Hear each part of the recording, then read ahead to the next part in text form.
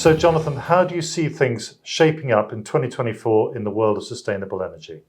Sure. So we would expect to see the energy transition continue to accelerate in 2024. If we think about renewable power generation, the outcome of all of that, that should grow 7 to 8%, displacing more coal and natural gas. That should result in the electricity sector's carbon dioxide emissions continuing to decline. Associated with that, there'll be a need for a lot more grid investment, so likely doubling from $300 billion per annum, sort of 2022, to something more like the $800 billion per annum level to support that growth in renewable power generation.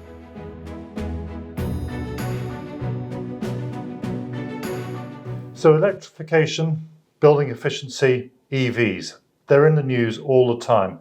What's the outlook for these particular sectors?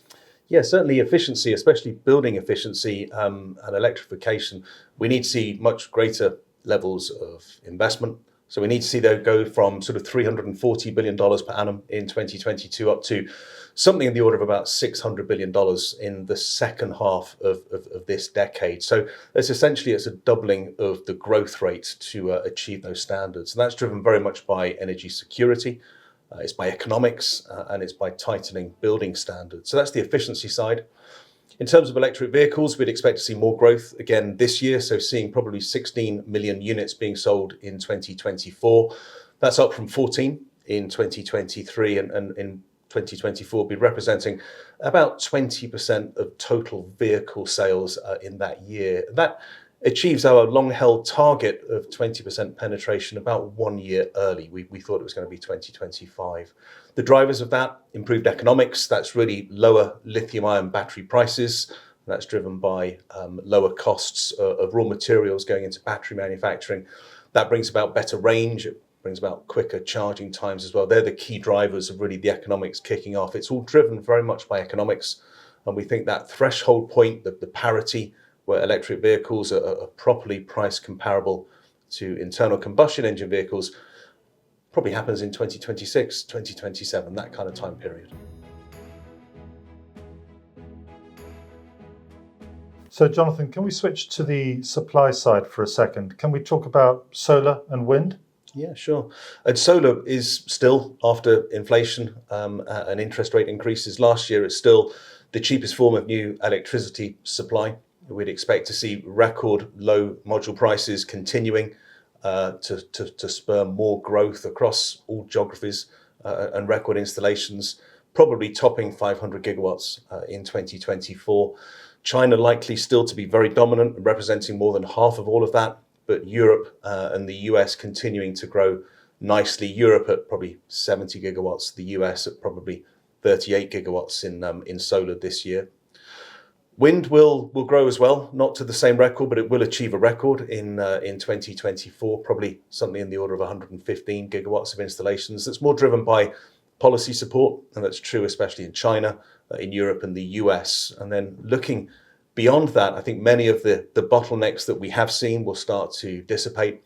That should allow installations to grow again up to about 170 gigawatts by the end of the decade. That's a growth rate of about 7% per annum. Offshore will be the real area of interesting growth. That's more like a 20% per annum growth rate to the end of the decade. So things starting to free up and improve in the world of wind. Okay. So any more to add? Is this enough?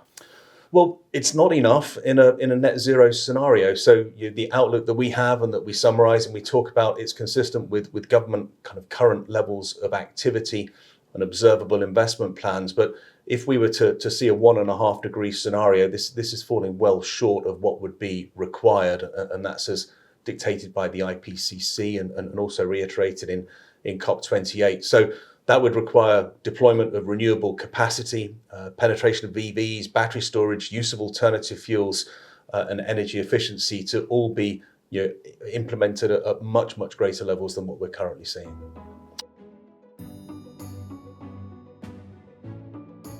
So where does that leave the fund valuation and the fund positioning? Yeah, so at the end of last year, so December 2023, the fund was trading on a 1 year forward PE ratio of about 16.5 times. So that was lower by about 13% than it was the prior year. Over the year 2023, the fund's 1-year forward PE fell from a premium to the MSCI World. It was a premium of 35%. It fell to a discount of 13% in October. That's the largest discount we've seen since March 2020. It closed the year at a discount of around 6%, so a discount to the MSCI World, which we find confusing and surprising because the consensus earnings per share growth outlook for the fund still remains very strong. It's at about 19% per annum, and that's a forecast for 2023 to 2026. A big premium to the MSCI World, which is currently at around 8.5%. As we look in the fund, we look at each of the individual subsectors, they're all forecast to see growth in excess of the MSCI World. So current valuation multiples imply, an earnings outcome that is far worse than is currently implied by consensus. So we don't think that is a situation that can be sustained on a long-term basis.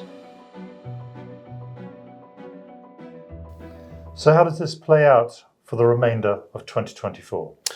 Yeah, we should see further catalysts in the year ahead. I mean, the sector would definitely be a beneficiary of looser monetary policy, lower inflation, higher fossil fuel prices. They would definitely improve the relative economics of renewable technologies.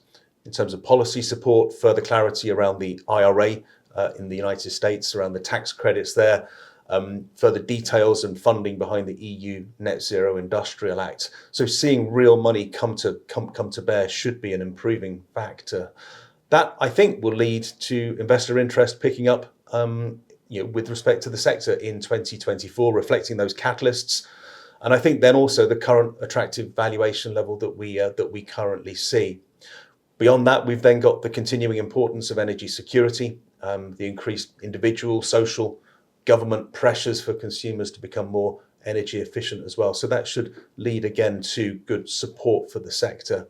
And we look at all of this and we build a portfolio. So the Guinness Sustainable Energy Fund, it's 30 kind of broadly equally weighted positions from a universe of 250 companies. It's designed to give good concentrated exposure to the theme, at attractive valuation, and especially relative to the consensus earnings growth expectations that we currently see. Jonathan Waghorn, thank you very much indeed. My pleasure.